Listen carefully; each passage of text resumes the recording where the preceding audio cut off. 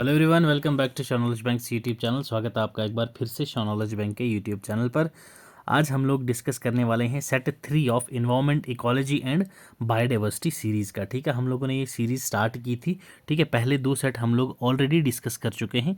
आपके सभी एग्ज़ाम्स के लिए ये वीडियो इम्पॉर्टेंट रहने वाली है, चाहे आप JKSSB फाका एग्ज़ाम हो या फिर फाइनेंस सब इंस्पेक्टर हो, फाइनेंस इंस्पेक्टर हो या फिर कोई SSC का एग्ज़ाम हो, इवन के JKPSC एंड UPSC में भी आपके ये important events related to environment and important topics जो आपके इन्वायरमेंट के हैं वो आपके एग्ज़ाम में पूछे जाते हैं। ठीक है, लास्ट 2 वीडियोज़ अगर आपने नहीं देखी हैं वो जाके एक बार ज़रूर चेकआउट कर लीजिएगा। अभी तक हम लोगों ने 20 टॉपिक्स कवर किए हैं। ठीक है, तो टॉपिक वाइज ये सीरीज़ है हमारी। इस वीडियो में हम लोग 10 मोर टॉपिक डिस्कस करेंगे MCQs के थ्रू। ठीक है, कितने टॉपिक्स होंगे भाई? 10 टॉपिक्स हमारे आज इस वीडियो में कवर होंगे, वो भी इन डिटेल। क्लियर? तो चलो स्टार्ट करते हैं हमारा आज का ये सेशन। ठीक है, इस वीडियो की प्रेजेंटेशन भी आपको टेलीग्राम चैनल पे मिल जाएगी। टेलीग्राम चैनल का लिंक डिस्क्रिप्शन बॉक्स में है, वहाँ से आप ज्वाइन कर लीजिएगा। ठीक है, चैनल पे नए हो तो सब्सक्राइब कर देना। और वीडियो अभी तक स्टार्ट होने वाली है भाई, अगर लाइक नहीं किया अभी तक तो वीडियो को लाइक कर दीजिएगा। क्लियर? चलो स्टार्ट करते हैं हमारा पहला क्वेश्चन। ठीक है, देखो फर्स्ट क्वेश्चन क्या कह रहा है। When has international forest day 2023 has been celebrated. जो 2023 का फॉरेस्ट डे था वो कब सेलिब्रेट किया गया? 20 मार्च को, 21 मार्च को, 23 मार्च को या 22 मार्च को? यस, तो भाई इंटरनेशनल फॉरेस्ट डे जो है हम सेलिब्रेट करते हैं हर साल। कब? That is on 21 March. Okay, option B हो जाएगा आपका आंसर। ठीक है, 21 मार्च को हम लोग सेलिब्रेट करते हैं। ठीक है, तो ये डे हम लोगों ने फर्स्ट टाइम कब सेलिब्रेट करा था? ठीक है, फर्स्ट हमने सेलिब्रेट करा था 1971 में। ठीक है, याद रखना है आपने 1971 में। ये किसका इनिशिएटिव है? ओके, किसका इनिशिएटिव है ये भाई? तो ये है भाई FAO, food and agriculture organization. ये UN की एजेंसी है। क्लियर? ये UN की स्पेशलाइज्ड एजेंसी है। ठीक है, हम लोग as a earmarked sign to of respect and reverence for forest in our lifes, इस इनिशिएटिव को हम लोग सेलिब्रेट करते हैं 31 मार्च को। ठीक है, तो जो 2023 का इंटरनेशनल फॉरेस्ट डे था, इसकी थीम क्या थी? आपको अगर थीम पूछी जाए तो आपको पता होना चाहिए, that is forests and health. Okay, ये थी हमारी थीम। आपके एग्जाम में डायरेक्टली पूछी जाती है कि भाई बताओ इंटरनेशनल फॉरेस्ट डे की थीम क्या थी, या सीधा पूछ लेंगे इंटरनेशनल फॉरेस्ट डे कब सेलिब्रेट करा जाता है। ठीक है भाई, तो ये तो था हमारा इंटरनेशनल फॉरेस्ट डे। अब इंडिया की क्या इनिशिएटिव्स हैं वो भी आपको पता होने चाहिए। फॉरेस्ट के लिए, फॉरेस्ट प्रोटेक्शन के लिए क्या हम लोगों ने इंडिया के ऐसे क्या इनिशिएटिव हैं जो आपके एग्ज़ाम पॉइंट ऑफ व्यू से इम्पॉर्टेंट है। आपके पास एक स्कीम आती है, NAP scheme. Okay, NAP scheme क्या है भाई? National afforestation. Okay, national afforestation programme. ठीक है, ये एक सेंट्रल गवर्नमेंट स्कीम है। ठीक है, हम जो अपना फॉरेस्ट का एरिया, जो एफॉरेस्टेशन मतलब फॉरेस्ट हमने कम काटना है, इतनी जो हमारे पेड़ हैं वो ज़्यादा से ज़्यादा लगाने हैं। ठीक है, नेक्स्ट हमारे पास जो दूसरा है वो है हमारे पास GIM। ठीक है, GIM इनिशिएटिव। GIM इनिशिएटिव क्या है? National mission for a green India. Okay, national mission for a green India. Okay, ये आपने याद रखना है, जिम। ओके, जिम ये भी हमारा एक इनिशिएटिव है, फॉरेस्ट से रिलेटेड है। नेक्स्ट है आपके पास FFPM। ओके, FFPM क्या है भाई? ये forest fire prevention and management scheme. Clear? Forest fire prevention and management scheme. Next important policy है जो नेशनल फॉरेस्ट पॉलिसी, ये सबको पता होगी। NFP, नेशनल फॉरेस्ट पॉलिसी, ये हमारी कब कब लाई थी हमने? 1998 में। ये सब भी आपने याद रखना है। तो ये था हमारा आज का फर्स्ट क्वेश्चन। क्या? इंटरनेशनल फॉरेस्ट डे 2023 का कब मनाया जाता है भाई? 21 मार्च। क्लियर? चलिए नेक्स्ट क्वेश्चन देखो, question second. Bandipur national park located in southern state of Karnataka, okay ji, in India has completed how many years as a project tiger reserve. ठीक है, प्रोजेक्ट टाइगर रिजर्व जो नेशनल बांडीपुर नेशनल पार्क में था, southern India के Karnataka state में है, उसको कितने साल हो गए हैं as a project tiger reserve. 1 April 2023 को कितने साल होगी उसको? 50 साल, 75 साल, 60 साल या 78 ईयर्स? यस, इंपॉर्टेंट है ये पोर्शन।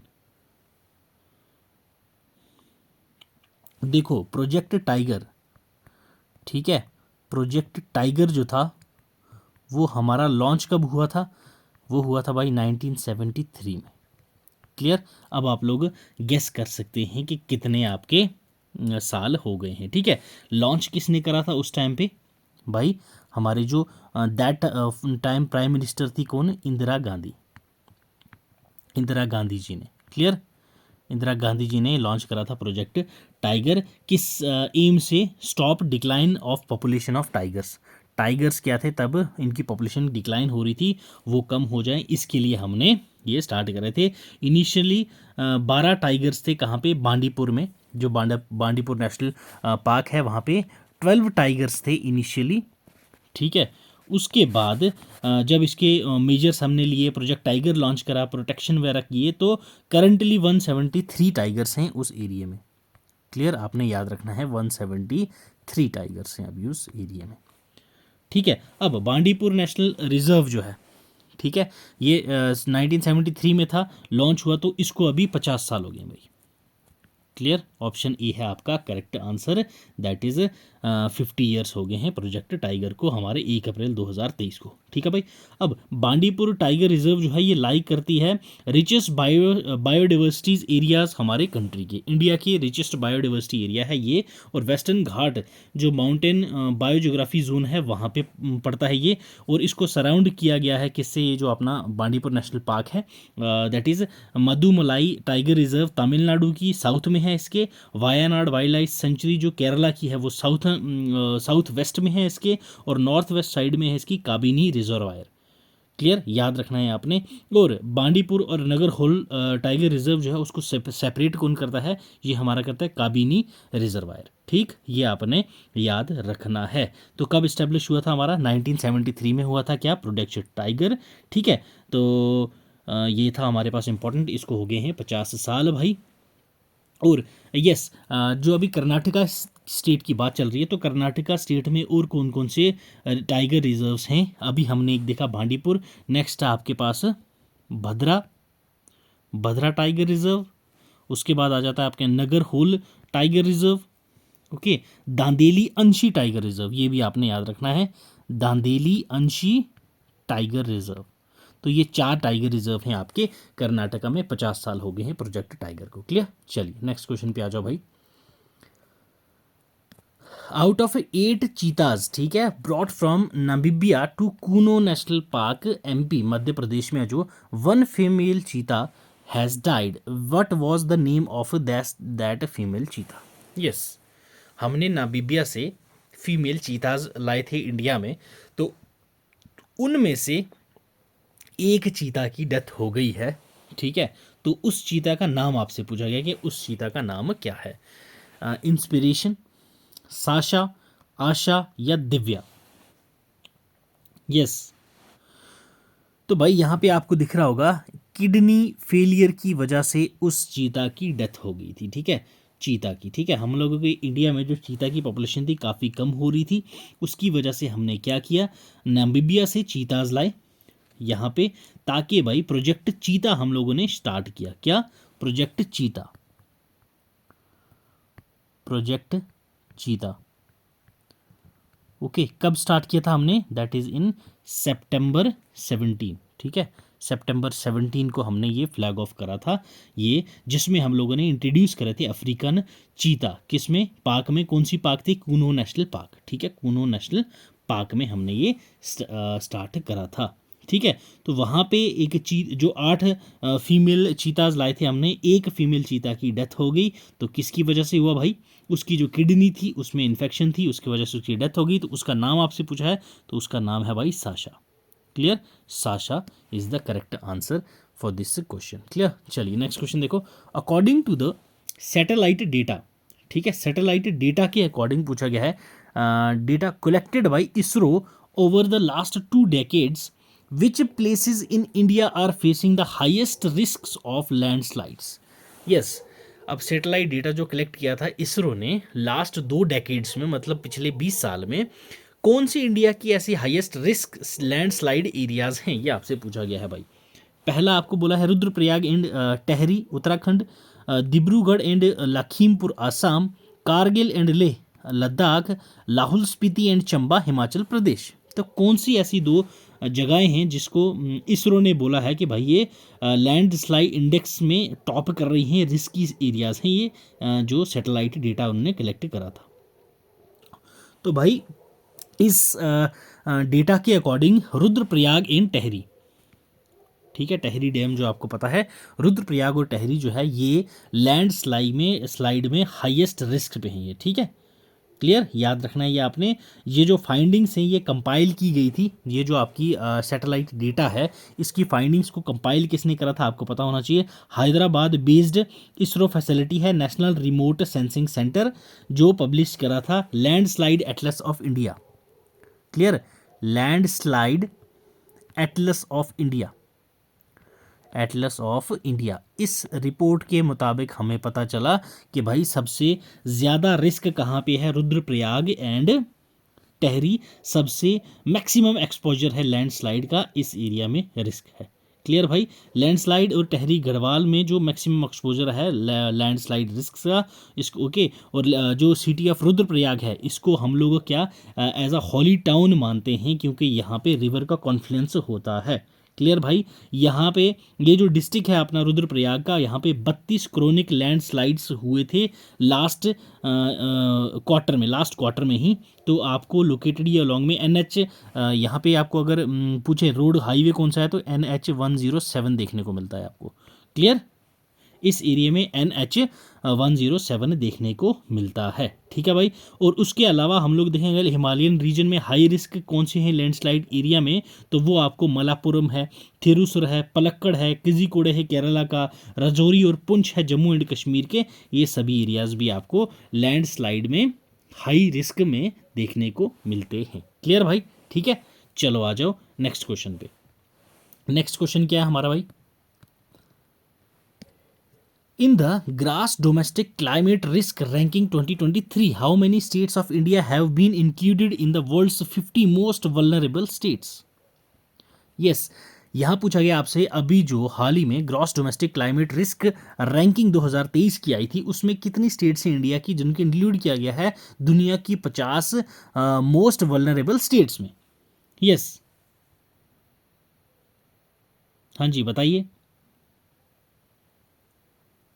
तो भाई जो ये मोस्ट वल्नरेबल स्टेट्स इंडिया की जो बताई गई थी ग्रॉस डोमेस्टिक क्लाइमेट रिस्क में, तो वो आपकी कौन कौन सी थी, एक थी आपकी पंजाब, क्लियर, बिहार, यूपी, ठीक है, महाराष्ट्र, राजस्थान, तमिलनाडु, गुजरात, केरला एंड असम। क्लियर, कितनी होगी, 1 2 3 4 5 6 7 8 9। तो कितनी थी भाई हमारे पास, दैट इज 9 हमारी जो स्टेट्स थी वो वर्ल्ड की टॉप 50 मोस्ट वल्नरेबल स्टेट्स में से आती हैं। किस रिपोर्ट ने हमें ये बताया, gross domestic climate risk ranking ने, ठीक है। तो ऑप्शन बी हो जाएगा आपका यहाँ पे करेक्ट आंसर। हमारी 9 स्टेट्स हैं, कितनी है भाई, 9 स्टेट्स हैं जो आपकी हाई रिस्क स्टेट्स हैं इंडिया की, ठीक है। वर्ल्ड की टॉप 50 में ये सब आती हैं, ठीक है। और इसमें फाइंडिंग्स क्या होती हैं, वल्नरेबिलिटीज़ इस रिपोर्ट में हम पता चलती है ग्लोबल फाइंडिंग में।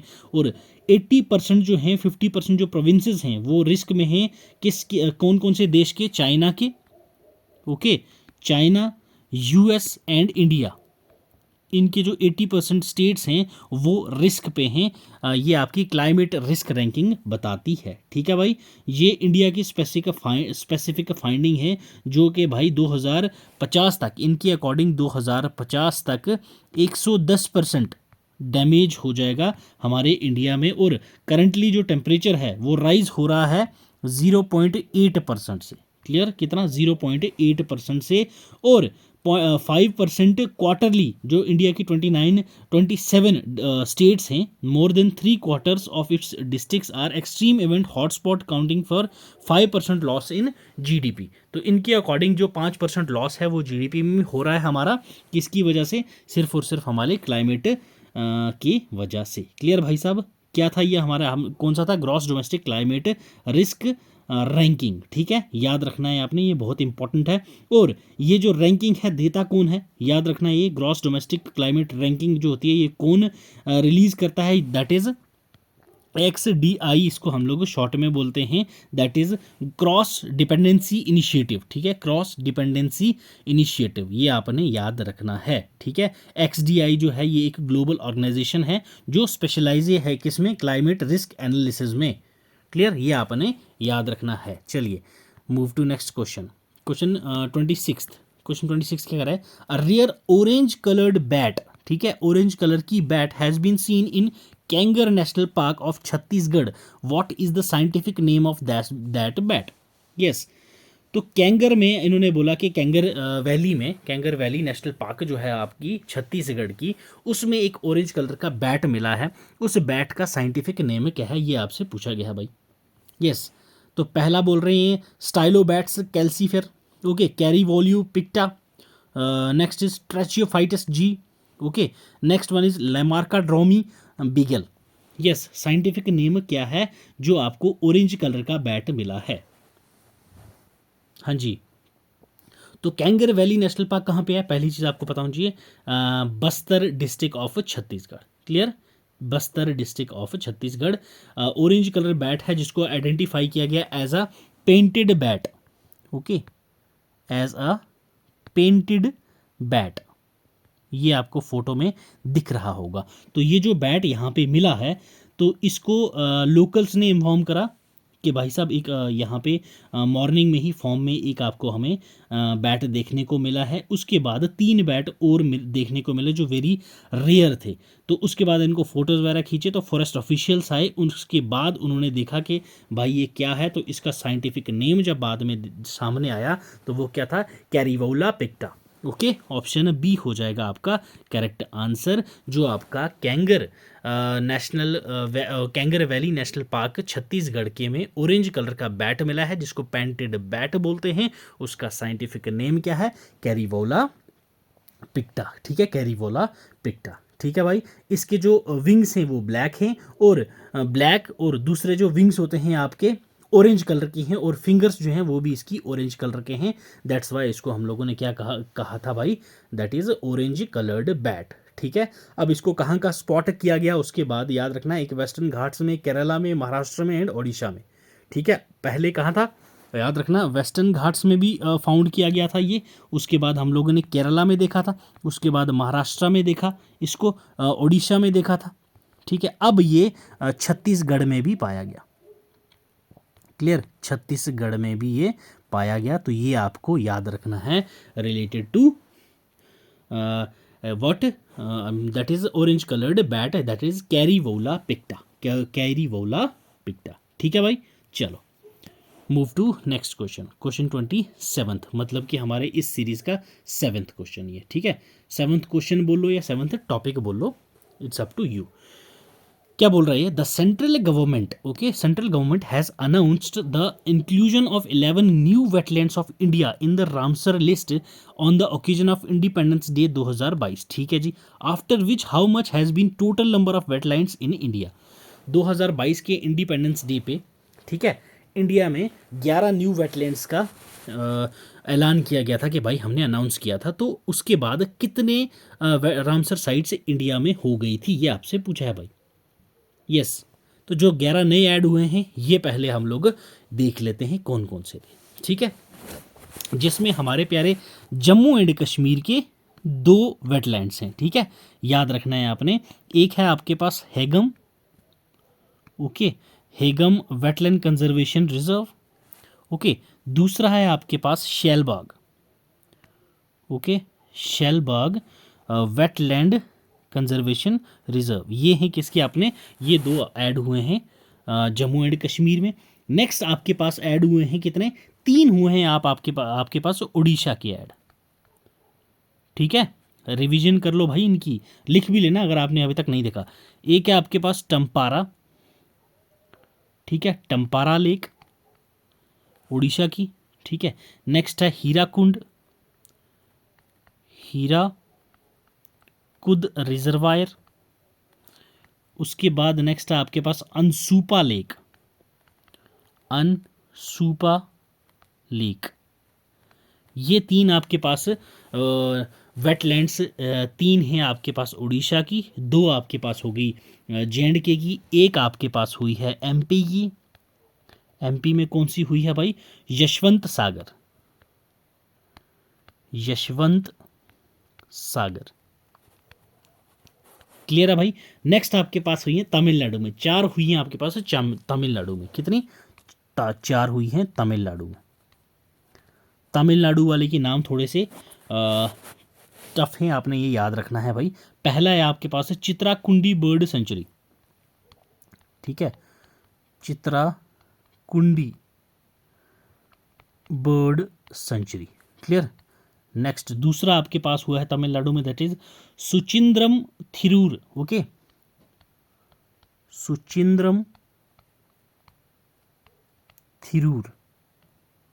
ओके, सुचिंद्रम थिरूर, ये दूसरा है तमिलनाडु में। तीसरा आपके पास हुआ है भाई Vaduvoor. Okay, Vaduvoor bird sanctuary, Vaduvoor bird sanctuary. ठीक है, फोर्थ वन आपका तमिलनाडु में हुआ है भाई, that is Kanjirankulam. Okay, KANJIRANKULAM, Kanjirankulam bird sanctuary. Okay, ये 4 हुई हैं आपके पास किसमें, तमिलनाडु में। नेक्स्ट एक हुई है आपके पास महाराष्ट्र में। क्लियर, एक हुई है आपके पास कहाँ, दैट इज इन महाराष्ट्र में। तो ये कौन सी थी, थाने क्रीक। ओके, थाने क्रीक हुई आपके पास महाराष्ट्र में। तो टोटल कितनी हो गई भाई, 3 और 2 5, 5 और 1 6, 6 और 1 7, 7 और 4 11। तो ये total 11 Ramsar sites, Ramsar new wetlands जो आपकी रामसर साइट लिस्ट में ऐड हुई हैं। इन 11 के साथ टोटल हो गई हमारी इंडिया की कितनी, 75 रामसर साइट्स टोटल हो गई हैं। ठीक है, तो रामसर साइट्स के बारे में आपको क्लियर हो गया भाई। ठीक है, कितनी रामसर साइट्स हो गई, दैट इज 75। ठीक है, ये रामसर साइट्स के बारे में आपको ये भी पता होना चाहिए कि वेटलैंड रीजन है ये इंटरनेशनल इंपॉर्टेंस का, रामसर कन्वेंशन के अकॉर्डिंग जो होता है वेटलैंड्स का, यूनेस्को, दैट इज ऑन 1971। ठीक है, यूनेस्को का वेटलैंड रामसर साइट कन्वेंशन जो 1971 में हुआ था। ठीक है, इंडिया यहाँ पे रामसर कन्वेंशन जो इफेक्ट में आया था, कब हुआ था भाई, इंडिया उसी टाइम सिग्नेटरी हुआ था ये। तो ये हुआ था 1 Feb, ओके, 1982। क्लियर, याद रखना है आपने ये। ठीक है भाई, ये आपने इंपॉर्टेंट चीज़ है जो आपको ये याद रखनी है। ठीक है, चलो आ जाओ नेक्स्ट क्वेश्चन पे। तो विद दिस आपको पता होना चाहिए कि इंडिया की रामसर साइट्स कितनी हो गई हैं, 75। जे.एंड.के की 2 ऐड हुई हैं, कौन सी, हैगम, आपके पास एक हैगम है, दूसरी शैलबाग है। महाराष्ट्र में एक थी थाने क्रीक। तो टोटल आपके पास हो गई कितनी, 75। चलो नेक्स्ट क्वेश्चन पे आ जाओ भाई।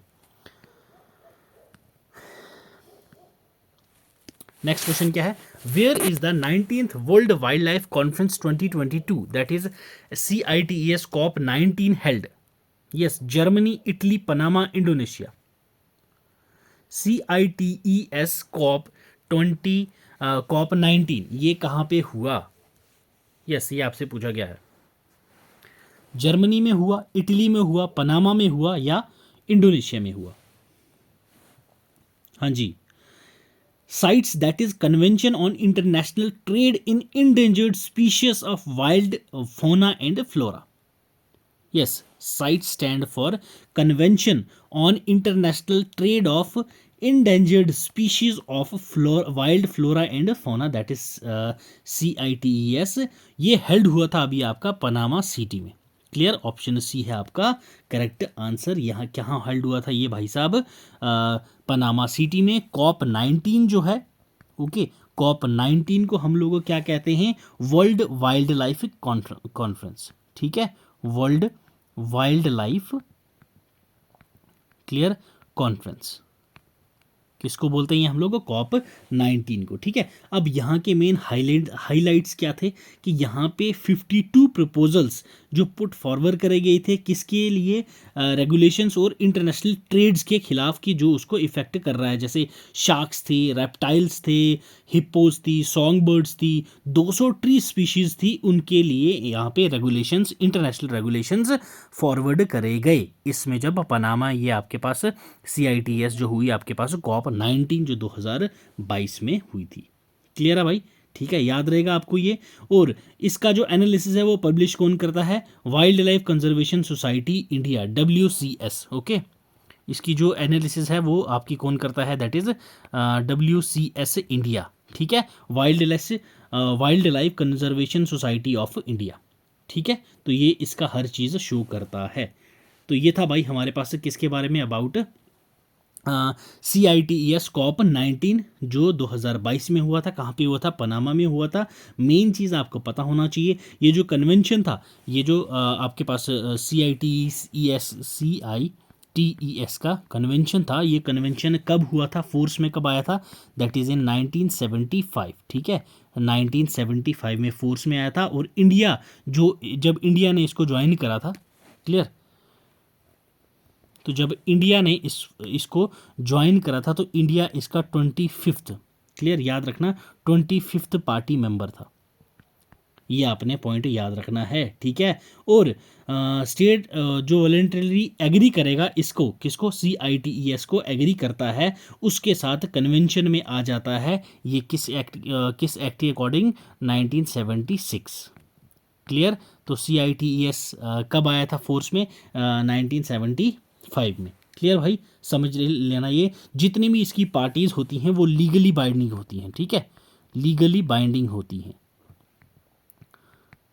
ओके। तो आई होप सो भाई ये आपको थोड़ा सा समझ आया होगा अच्छे से। CITES stands for convention on international trade in endangered species of wild flora and fauna, clear. कहाँ पे हुआ था? पनामा सिटी में, कॉप 19 को हम लोग वर्ल्ड वाइल्ड लाइफ कॉन्फ्रेंस भी कहते हैं। चलिए जी, चलते हैं हमारे नेक्स्ट क्वेश्चन पे। ये इंपॉर्टेंट पॉइंट्स हैं, आप लोग यहाँ से देख सकते हो, ठीक है। CITES convention on international trade in endangered species of wild life flora and fauna, first conference held हुई थी 1975 में। इंडिया हुई थी कब? 25th पार्टिसिपेटिंग कंट्री थी, कब? 1976 में। तो ये क्या थी भाई?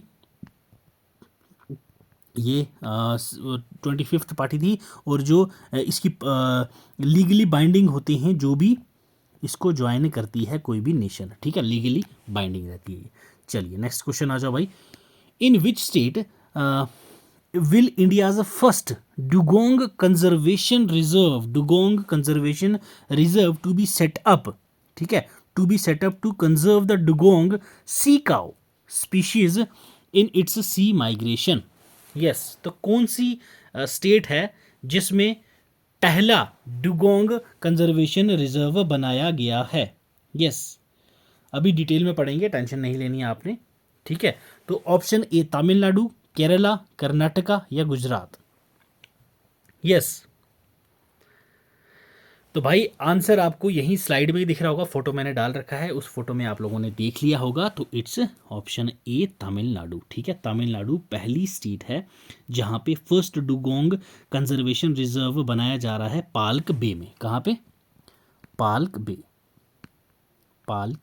बे, ओके, पाल्क बे में बनाया जा रहा है। साउथ ईस्ट कोस्ट जो अपनी स्टेट का है वहाँ पे बनाया जा रहा है डुगोंग, जिसको हम लोग क्या बोलते हैं? सी काओ,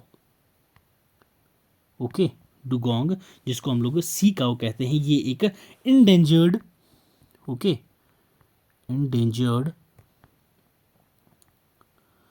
मैरीन मैमल है, इंडेंजर्ड मैरीन मैमल, क्लियर। ये आपको फोटो यहाँ पे दिख रहा होगा, ये है आपकी सी काऊ, या फिर इसको आप लोग डुगोंग भी कहते हो, ठीक है, डुगोंग। ये डुगोंग जो है ये आपका मेनली ये डुगोंग जो है ये आपका गल्फ ऑफ मन्नर में पाया जाता है, गल्फ ऑफ मन्नर, ठीक है, गल्फ ऑफ मन्नर में ये आपका जो डुगोंग है ये पाया जाता है, जिसको हम लोग सी काव भी कहते हैं। जो यहाँ पे शैलो बे एरिया होता है अपना south eastern tip of Tamil Nadu और वेस्टर्न पार्ट ऑफ श्रीलंका, जहाँ पाल्क बे है आपका, इस एरिया में ये ज़्यादा पाई जाती है। क्या भाई? डुगोंग, ठीक है, समझ आया? ठीक, चलो भाई, अगर हम लोग wild life institute of India, that is WII, ठीक है, wild life institute of India की एस्टीमेट देखें तो हमारे पास सिर्फ 200 से 250 डुगोंग्स ही बचे हैं। कितने? 200 से 250 डुगोंग्स ही बचे हैं। तो अब उनमें से 150 जो है वो आपको पाल्क बे और गल्फ ऑफ मन्नर जो तमिलनाडु के एरिया में नीचे पड़ता है, तो वो वहाँ पे अभी हैं। तो दैट्स वाई हमें कंजर्व करने की ज़रूरत है डुगोंग को। दैट्स वाई हमने ये इंडिया का पहला डुगोंग कंजर्वेशन रिजर्व सेटअप करा है, ठीक है। सी काव डुगोंग, दैट इज सी काव स्पीशीज़ है ये, ठीक है। तो सी काव इंडेंजर्ड मैरीन मैमल है ये, ठीक, समझ आ गया, याद रहेगा ये। चलो जी, आ जाओ नेक्स्ट क्वेश्चन पे। नेक्स्ट क्वेश्चन क्या कह रहा है भाई? Where will India's first night safari and biodiversity park be built on lines of Singapore? Yes, अच्छा क्वेश्चन है ये, आ सकता है आपके एग्जाम में, ये एसएससी वालों को तो पूछा जाएगा, गारंटी है ये। यस, बताओ भाई, पहला इंडिया का कहाँ पे नाइट सफारी खुलेगा जो बायोडाइवर्सिटी पार्क होगी, बिल्ट होगी सिंगापुर की लाइंस की अकॉर्डिंग? यस, हैदराबाद तेलंगाना में, मुंबई महाराष्ट्र में, कर्नाटका में होगा बेंगलुरु में, या लखनऊ उत्तर प्रदेश? हाँ जी, बताओ भाई। तो भाई जो सीएम योगी साहब हैं, अब तो आपको आंसर पता चल ही गया होगा, सीएम योगी साहब हैं, इन्होंने अप्रूव किया है पहला, ठीक है, कंट्री का पहला, ठीक है, अपने कंट्री का, स्टेट का नहीं, ये कंट्री का पहला फर्स्ट नाइट सफारी होगा जो अपने लखनऊ में होगा। ओके, कहाँ होगा? लखनऊ में खुलेगा। और टूरिज्म और कल्चर मिनिस्टर जयवीर सिंह जी ने भी कहा था ये वर्ल्ड का फर्स्ट नाइट सफारी रहेगा। दिस नाइट सफारी कहाँ पे होगा? ये लखनऊ में, जो डेवलप करा जाएगा कहाँ पे? 350 एकड़ ज़मीन पे, ठीक है, 350 एकड़ ज़मीन में, कहाँ पे? कुकरेल फॉरेस्ट में, कुकरेल फॉरेस्ट पे ये सेटअप किया जाएगा। कुकरेल फॉरेस्ट में ये लखनऊ में आपको देखने को मिलेगा, ठीक है। ये पहला फर्स्ट नाइट सफारी होगा कंट्री का। यहाँ पहली बार 13 ओपन डे सफारीज हैं कंट्री में, प्रेजेंटली हैं अभी, बट यहाँ पे कोई भी नाइट सफारी नहीं था। तो अब इंडिया का पहला, आपको याद रखना है, 13 डे सफारीज तो हैं, ठीक है, डे सफारी, ठीक है, डे सफारी तो हैं, बट नाइट सफारी ये हमारे देश का पहला होगा जो लखनऊ में खुलेगा, ठीक है, ये आपने याद रखना है। टाइगर सफारी जी आपने याद रखना है, कहाँ खुल रहा है भाई? That is in Lucknow UP, ठीक है भाई। तो ये था भाई हमारा पहला आज का ये था हमारा थर्ड सेशन था हमारा इन्वायरमेंट, इकोलॉजी एंड बायोडाइवर्सिटी का, ठीक है। तो आई होप सो ये वीडियो आपको पसंद आई होगी। अगर वीडियो पसंद आई हो तो भाई लाइक ज़रूर कर देना, चैनल पे नए हो तो लाइक ज़रूर कर दीजिएगा। इतनी गारंटी दे रहा हूँ इस वीडियो सेशन में, और ये जो सीरीज़ मैंने इन्वायरमेंट, इकोलॉजी एंड बायोडाइवर्सिटी की शुरू करी है, इसमें से आपके पक्का एग्जाम में 2 से 3 क्वेश्चन आपको हर एक एग्जाम में देखने को मिलेंगे ही मिलेंगे। इसमें आपको current affairs plus static portion दोनों ही आपके कवर करवा रहा हूँ, ठीक है। तो ऐसी वीडियोस के लिए भाई सब्सक्राइब करना तो बनता है। अगर वीडियो पसंद आई हो तो लाइक कर देना। अगर आपने लाइक करोगे तो भाई मुझे भी थोड़ी बहुत मोटिवेशन मिलेगी, तो आपके लिए ऐसी ढेर सारी वीडियोस बना के आप तक पहुंचाता रहूँगा, ठीक है भाई। पढ़ते रहो, खुश रहो, मिलते हैं अगले सेशन में। Till then, God bless you, keep learning, keep sharing.